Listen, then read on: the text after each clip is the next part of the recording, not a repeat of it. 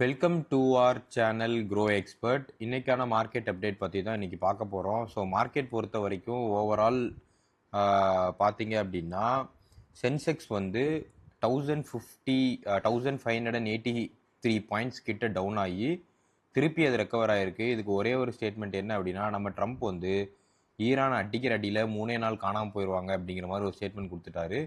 கற்காலத்துக்கு போயிடுவாங்கன்னு அவர் ஒரு ஸ்டேட்மெண்ட் கொடுத்தாரு. மார்க்கெட் வந்து கண்ணா பின்னான்னு ட்ராப் ஆயிடுச்சு. லைட்டாக ரெக்கவர் ஆன மாதிரி இருந்துச்சு. ஸோ மார்க்கெட் வந்து இப்போவுமே ட்ரம்ப்போட வேர்டில் ரொம்ப ஆஸ்டேஜாக இருக்குது. மண்டே மார்க்கெட் கிராஷ் ஆச்சு, நிறைய பேருக்கு தெரியும். வெனஸ்டே திரும்பி வந்து ரேலி ஆச்சு. திரும்பி இன்னைக்கு தேர்ஸ்டே வந்து கிராஷ் ஆயிடுச்சு. ஸோ நான் பீஸ் ட்ரீட்டி பண்ண போகிறேன், சைன் பண்ண போகிறேன் அப்படிங்கிற மாதிரி அவர் சொன்ன உடனே மார்க்கெட் கொஞ்சம் ரெக்கவர் ஆகுது. திரும்பி ஏதாவது வாருங்கிற மாதிரி ஸ்டேட்மெண்ட் கொடுத்துட்டாருன்னா மார்க்கெட் கிராஷ் ஆகுது. இந்தியாவோட ஃபியர் இண்டெக்ஸ் பொறுத்த வரைக்கும் 25.99 எக்ஸ்ட்ரீம்லி ஹை வாலட்டிலாக இருக்குது. ஸோ இன்றைக்கி நீங்கள் மார்க்கெட்டில் இப்போதைக்கு ஏதாவது இன்வெஸ்ட் பண்ணலான் இருந்தீங்கன்னா பெரிய ஒரு மணியாக போட்டு இன்வெஸ்ட் பண்ணிடாதீங்க. கொஞ்சம் பார்த்து கன்சிடரபிள் ரேஞ்சிலேயே கன்சிடர் பண்ணுறது ரொம்ப பெட்டராக இருக்கும்.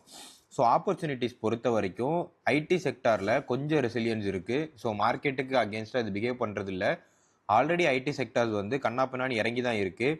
டிசிஎஸ், HCL டெக் இது எல்லாமே வந்து இப்போ கொஞ்சம் அப்பர் ஹேண்டுக்கு மூவ் ஆகிற மாதிரி இருக்குது. ப்ரிடாமினன்ட் ரீசன் இதுக்கு பார்த்தீங்கன்னா ருப்பி வந்து ரொம்பவே வீக்கன் ஆயிருச்சு. ஸோ இந்த கம்பெனிஸ் எல்லாமே டாலரில் அவங்களோட ஏர்னிங்ஸ் வச்சுருக்காங்க. ஸோ அவங்களோட ரிசல்ட்ஸை பேஸ் பண்ணி இந்த கம்பெனியோட ஸ்டாக்ஸ் எல்லாமே கொஞ்சம் பெட்டராக பெர்ஃபார்ம் ஆகிட்டே வருது. Q4 ரிசல்ட் வந்து April 9th வந்து டிசிஎஸ் அனௌன்ஸ் பண்ண போகிறாங்க. அதுதான் நமக்கு ஃபஸ்ட்டு தெரியும். ஏஐ வந்ததுக்கப்புறம் எப்படி வந்து ஐடி கம்பெனிஸோட ரிசல்ட்ஸ் எல்லாமே அஃபெக்ட் ஆயிருக்குன்னு சொல்லிட்டு. ஐடி ஸ்டாக்ஸ் பொறுத்த வரைக்கும் காஃப்ரேஜ், இன்ஃபோசிஸ், டிசிஎஸ் இது எல்லாமே கொஞ்சம் அப்ராலியை நோக்கி போகிற மாதிரி இருக்குது. ஸோ இப்போவுமே வந்து நல்ல கன்சிடரபிள் ரேஞ்சில் தான் எல்லா ஐடி செக்டார் ஸ்டாக்ஸுமே இருக்குது. கன்சிடர் பண்ணுறதா இருந்தால் கன்சிடர் பண்ணிக்கோங்க. ஸோ ப்ரிடாமினன்ட் நியூஸ் பொறுத்த வரைக்கும் ட்ரம்ப் ஆல்ரெடி இன்னும் 2-3 வாரத்துக்குள்ளே நான் ஈரானை மொத்தமாக க்ளோஸ் பண்ணியிருந்தேங்கிற மாதிரி சொன்னார். ஸோ க்ரூட் ஆயில் வந்து மறுபடியும் $100 தாண்டி போயிடுச்சு. ஸோ ஸ்ட்ரெயிட் ஆஃப் ஹமாஸ் வந்து திரும்பியும் ரொம்ப க்ளோஸ் ஆயிடுச்சு. ஏவியேஷன்ஸு, எல்பிஜி, பெட்ரோல் இது எல்லாமே ஷார்ட்டேஜ் நோக்கி போயிட்டுருக்கு. காஸ்ட்டும் கண்ணா பின்னாடி ஏறிட்டு வருது.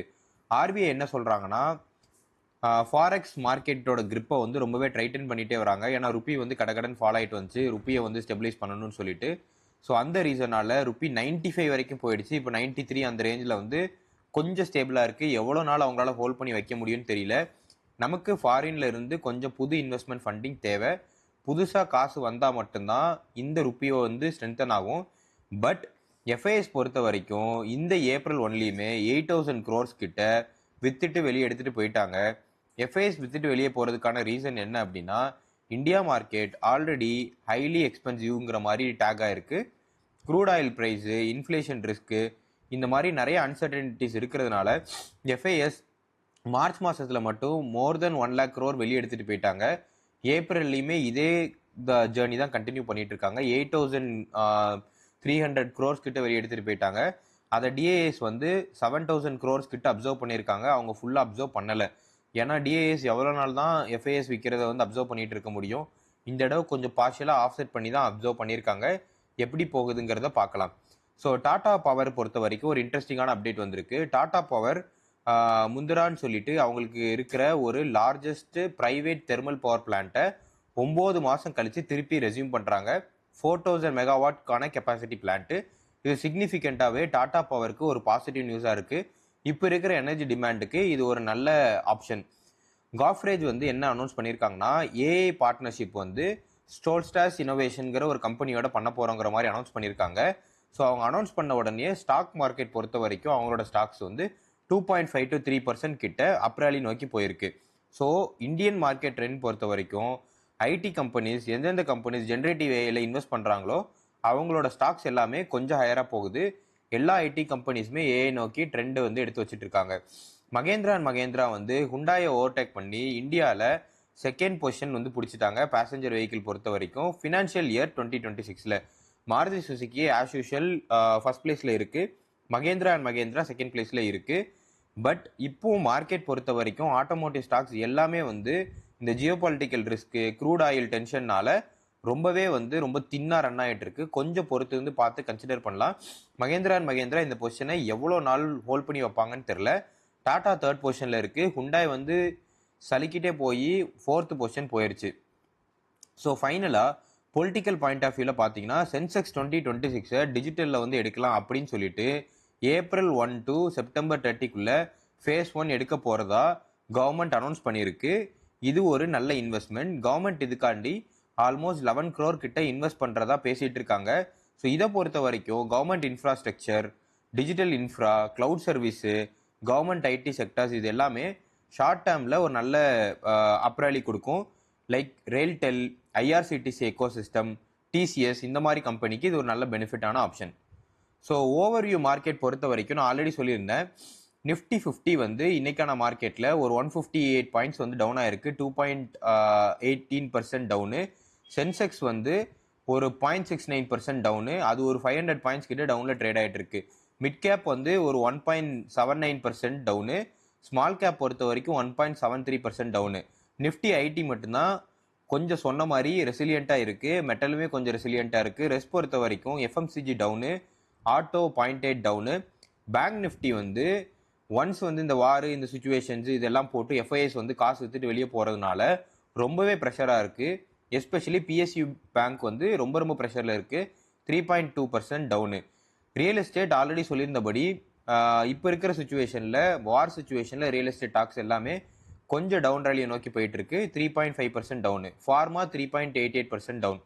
ஸோ ஓவரால் பொறுத்த வரைக்கும் எஃப்ஐஎஸ் வித்துக்கிட்டே இருக்காங்க. டிஏஎஸ் வந்து இந்த தடவை பார்ஷியலாக அப்சர்வ் பண்ணியிருக்காங்க. இது எவ்வளோ நாள் போய் முடியும் அப்படிங்கிற மாதிரி தெரியல. இப்போதைக்கு நீங்கள் கன்சிடர் பண்ணலாம் அப்படின்னு பார்த்தீங்கன்னா ஐடி ஸ்டாக்ஸ் வந்து கொஞ்சம் அட்ராக்டிவான ப்ரைஸிங்கில் இருக்குது. 1-2ன்னு பார்த்து கன்சிடர் பண்ணிக்கோங்க. ஸோ டாப் கெய்னர்ஸ் ஆஃப் டேன்னு பார்த்த வரைக்கும் Tata consultant, TCS, HCL technology. HCL technology பொறுத்த வரைக்கும் ருபி டாலர் வந்து வீக்கெண்ட் ஆகிட்டு இருக்கிற ஒரு சுச்சுவேஷனாலையும் அவங்கக்கிட்ட ஸ்டேபிளான நிறைய ப்ராஜெக்ட் பைப்லைன்ஸ் இருக்குது. காஃப்ரேஜ் ஆல்ரெடி சொல்லியிருந்த அனௌன்ஸ்மெண்ட் இருக்குது. Bansal wire industries. So wire industries பொறுத்த வரைக்கும் இப்போ ஒரு நல்ல அப்ராலியை நோக்கி போயிட்டுருக்கு. ஸோ இது வந்து கன்சிடரிங் ஃபியூச்சரில் இருக்கிற இன்ஃப்ராஸ்ட்ரக்சருக்கான ஆப்பர்ச்சுனிட்டிஸ் இது எல்லாத்தையும் மைண்டில் வச்சு ஸோ வயர் இண்டஸ்ட்ரீஸ் பற்றி ஸ்பெசிஃபிக்காகவே ஒரு சீரீஸ் பண்ணி போடுறேன். இப்போதைக்கு இன்றைக்கான மார்க்கெட்டில் பன்சால் வயர் இண்டஸ்ட்ரீஸ் பொறுத்த வரைக்கும் ஒரு 7 to 10% கிட்ட ஓவரால் அப்பா இருக்குது. டாடா பவர் பொறுத்த வரைக்கும் அப்ராலியை நோக்கி போயிட்டுருக்கு. ஸ்டாக் வந்து பிஇ வந்து 24 இருக்குது. கொஞ்சம் குறைஞ்சதுக்கப்புறம் நம்ம பார்த்து கன்சிடர் பண்ணிக்கலாம். பட் இப்போதைக்கு கொஞ்சம் ஜாஸ்தியான ப்ரைஸில் தான் ட்ரேட் ஆகிட்டு இருக்கு. மகேந்திரா அண்ட் மகேந்திரா அகெயின் சொன்னபடி 1.2% அப்பு. பட் ஆட்டோ ஸ்டாக்ஸ் எல்லாமே வந்து கொஞ்சம் ப்ரெஷரில் இருக்குது. வெயிட் பண்ணி பார்த்து கன்சிடர் பண்ணுறது பெட்டர். லூசர்ஸ் பொறுத்த வரைக்கும் ஃபார்மா ஸ்டாக்ஸில் ஸ்டன் ஃபார்மா வந்து இன்றைக்கான மார்க்கெட்டில் 3% கிட்ட டவுனு. அதுக்கு முக்கியமான ரீசன் ஓவரால் ஃபார்மா நெஃப்டியுமே வந்து இன்றைக்கான மார்க்கெட்டில் டவுன் தான். ஏன்னா ட்ரம்ப்போட ஃபார்மா பாலிசி வந்து இப்போது வந்து கன்சர்னாக இருக்குது பீப்புளுக்கு. ஸோ அந்த ரீசனால் இது வந்து கொஞ்சம் டவுன் ஆகிருக்கு. ஏவியேஷன் இண்டிகோ ஸ்டாக் பொறுத்த வரைக்கும் இன்றைக்கான மார்க்கெட்டில் டவுனு. ஏன்னா க்ரூட் ஆயில் ப்ரைஸ் வந்து இன்க்ரீஸ் ஆகிறதுனால. ஆல்சோ எல்லா ஃப்ளைட் டிக்கெட்ஸுமே 275 to 10,000 ருபீஸ் வரைக்கும் ஃபியூயல் சப்சார்ஜஸ்ன்னு சொல்லிட்டு எக்ஸ்ட்ரீமாக ஆட் பண்ணியிருக்காங்க. இது ஏவியேஷனில் உள்ள எல்லா செக்டாருக்குமே கொஞ்சம் டஃப்பான பீரியடாக தான் இருக்க போகுது. அதானி போட்டு அகெயின் இன்னைக்கான மார்க்கெட்டில் டவுனு. ஸ்டேட் ஆஃப் ஹார்மோஸுங்கிறது வந்து இன்னும் ரிஸ்கி ரூட்டாக இருக்கிறதுனால predominant of trading like transport, logistic sectors எல்லாமே ப்ரெஷரில் இருக்குது. இது ஒரு நல்ல கன்சிடரபிள் ரேஞ்ச் வரும்போது நம்ம இதை கன்சிடர் பண்ணிக்கலாம். இன்னொரு 1000 கம்மியாக போகும்போது நீங்கள் இதை தாராளமாக கன்சிடர் பண்ணலாம். இது உங்களுக்கு ஒரு ஷார்ட் டேர்மில் ஒரு நல்ல ஒன்ஸ் இந்த வார் சுச்சுவேஷன்லாம் ஸ்டேபிள் ஆனதுக்கப்புறம் இது உங்களுக்கு ஒரு நல்ல ப்ராஃபிட் தரும். So SBI and PSU banks எல்லாமே இன்றைக்கான மார்க்கெட் வந்து டவுன் ஆயிருக்கு. கன்சிடரிங் எஃப்ஐஎஸ் வித்துட்டு போகிறாங்க அண்ட் புதுசாக வர இந்த ஃபாரெக்ஸ் பொசிஷனிங் ப்ரெஷரு இது எல்லாத்தையும் சேர்த்து DLF stock, real estate stock எல்லாமே ஓவரால் மார்க்கெட்டில் டவுனாகவே இருக்குது. அக்யூமுலேட் பண்ண வேண்டிய ஸ்டாக்குன்னு பார்த்தீங்கன்னா டாடா கன்சல்டன்ட் சர்வீசஸ் ஓவரால் பொறுத்த வரைக்கும் 3000 கீழே போயிடுச்சு. 3000ங்கிறது ஒரு நல்ல அக்யூமுலேட் பண்ணுறதுக்கான ரேஞ்சு. இப்போ 2000 சம் ரேஞ்சுக்கு ட்ரேட் ஆகிட்டு இருக்கு. தாராளமாக நம்ம அக்யூமுலேட் பண்ணலாம். இன்ஃபோசிஸ் பொறுத்த வரைக்கும் அகைன் ஒரு அக்யூமுலேட் பண்ணுறதுக்கான ரேஞ்சில் இருக்குது. தாராளமாக அக்யூமுலேட் பண்ணுங்கள். இது வந்து மார்க்கெட்டில் டார்கெட் பொறுத்த வரைக்கும் 1500 ஈஸியாக ரீச் ஆயிரும். டாடா பவர் பொறுத்த வரைக்கும் இப்போதைக்கு கொஞ்சம் கன்சிடர் பண்ணி அக்யூமுலேட் பண்ணுங்கள். பட் பார்த்துட்டு அக்யூமுலேட் பண்ணுறது பெட்ரு. 300 கீழே போச்சு அப்படின்னா நீங்கள் இது தாராளமாக அக்யூமுலேட் பண்ணுங்கள். மார்க்கெட் டார்கெட் பொறுத்த வரைக்கும் ஃபார் ஷோர் ஒரு 480 கிட்ட போகிறதுக்கான வாய்ப்பு இருக்குது. HDFC பேங்க் தாராளமாக அக்யூமுலேட் பண்ணுங்கள். மார்க்கெட் பொறுத்த வரைக்கும் இப்போ 700 கீழே இருக்குது. 1500 1700ங்கிற ஜோனை ஈஸியாகவே ரீச் ஆயிரும். பார்த்து அக்யூமுலேட் பண்ணலாம். அதானி பவர் நீங்கள் இதை அக்யூமுலேட் பண்ணலாம். 1103.55 கீழே போச்சு அப்படின்னா அக்யூமுலேட் பண்ணுங்க. அக்யூமுலேட் பண்ணி லைக் இது வந்து 52 வீக் ஹை பொறுத்த வரைக்கும் 685 இருக்கு. பவர் டிமாண்ட் வந்து இப்போ ரைஸ் ஆகுறதுனால நீங்கள் இதை அக்யூமுலேட் பண்ணலாம். பட் இந்த கம்பெனி பற்றி கொஞ்சம் தெளிவாக பார்த்துட்டு அக்யூமுலேட் பண்ணுறது பெட்டராக இருக்கும். கோல்டு அண்ட் சில்வர் பொறுத்த வரைக்கும் இன்னைக்கான மார்க்கெட்டில் வந்து கிராஷ் ஆயிருக்கு.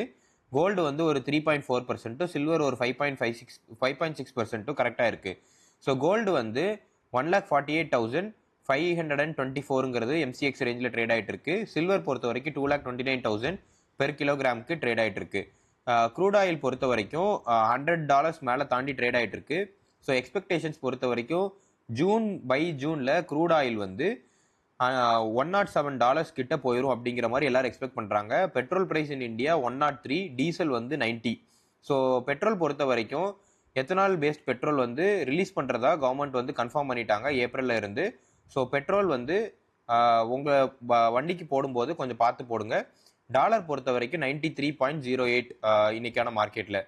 ஸோ மார்க்கெட் டுமாரோ பொறுத்த வரைக்கும் ஓவரால் பொறுத்த வரைக்கும் மார்க்கெட் வந்து நெகட்டிவாக தான் இருக்குது.